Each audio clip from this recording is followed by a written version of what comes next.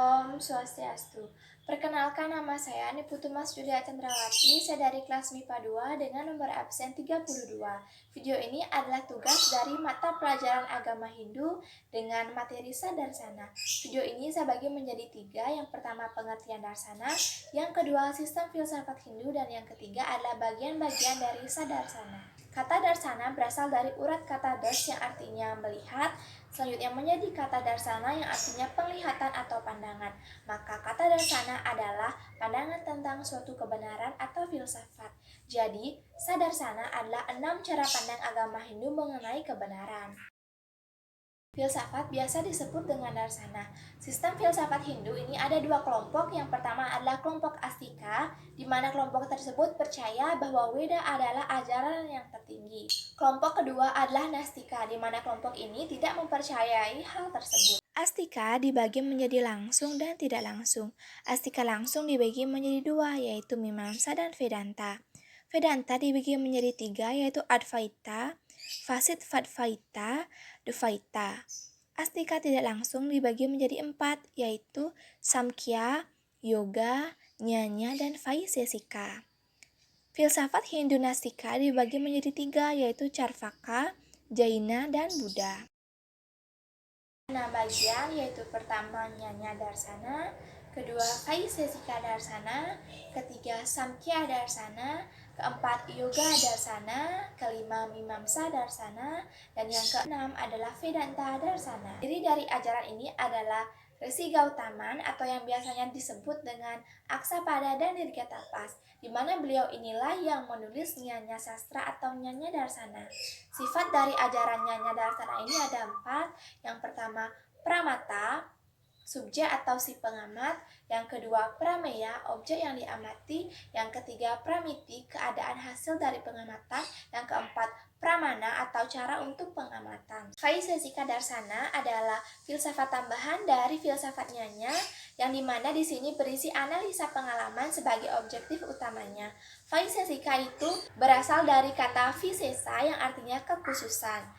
Vaisesika ini muncul pada abad keempat sebelum Masehi dengan tokohnya adalah Resi Kanada yang biasanya disebut juga dengan Resi Uluka. Karena hal tersebut, Vaisesika Darsana disebut juga dengan sebutan Aulukya Darsana. Vaisesika ini rupanya aliran yang sedikit lebih tua dibandingkan dengan aliran filsafat Jnana. Samkhya Darsana berasal dari bahasa Sanskerta yang berarti perhitungan atau pencacahan. Pendiri dari sistem filsafat ini adalah Sri Kapila Muni yang dikatakan sebagai putra Brahma atau awatara dari Wisnu. Samkhya mempergunakan 3 sistem atau cara untuk mencari kebenaran atau pengetahuan. Yang pertama, pratyaksa, pengamatan langsung. Yang kedua, anumana, penyimpulan. Yang ketiga, aptavakya atau penegasan yang benar. Yoga Darsana. Yoga merupakan pengendalian aktivitas pikiran dan penyatuan roh pribadi dengan roh tertinggi. Yoga berasal dari kata yuj yang artinya menghubungkan. Hiranyagarbha adalah pendiri dari sistem yoga, sedangkan yoga yang didirikan oleh Maharesi Patanjali merupakan cabang atau tambahan dari filsafat Samkhya. Tujuan yoga yaitu untuk mengajarkan cara atma pribadi mencapai penyatuan yang sempurna dengan roh tertinggi. Mimamsa Darsana, Purwa Mimamsa atau Karma Mimamsa atau yang lebih dikenal juga dengan sebutan Mimamsa adalah penyelidikan yang lebih awal dalam kitab suci Weda, yaitu suatu tindakan atau penyelidikan tentang ritual-ritual yang ada dalam kitab suci Weda atau bagian Weda yang berurusan dengan masalah mantra dan Brahmana. Pendiri dari sistem filsafat ini adalah Maharesi Jaimini, yang dimana beliau merupakan murid dari Maharesi Vyasa. Prabhakara menyatakan bahwa sumber pengetahuan, kebenaran, atau pramana dibagi menjadi 6. Yang pertama, pratyaksa, pengamatan langsung. Yang kedua, anumana, penyimpulan.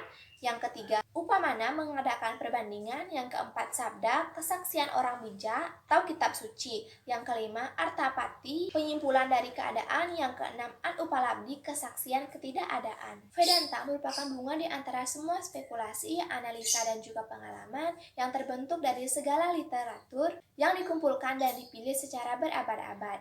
Filsafat Vedanta ini sangatlah kuno. Vedanta berasal dari kata Veda, Anta yang berarti intisari atau bagian terakhir dari Weda, yang dimana memuat ajaran-ajaran Upanishad. Sehingga kitab-kitab Upanishad juga bisa disebut dengan Vedanta. Usaha pertama untuk menyusun kitab Upanishad ini diusahakan oleh Sri Vyasadewa kira-kira 400 sebelum Masehi. Baik, sekian dari saya. Apabila ada kesalahan kata maupun kalimat yang saya ucapkan, saya mohon maaf. Saya akhiri video ini dengan Paramasanti.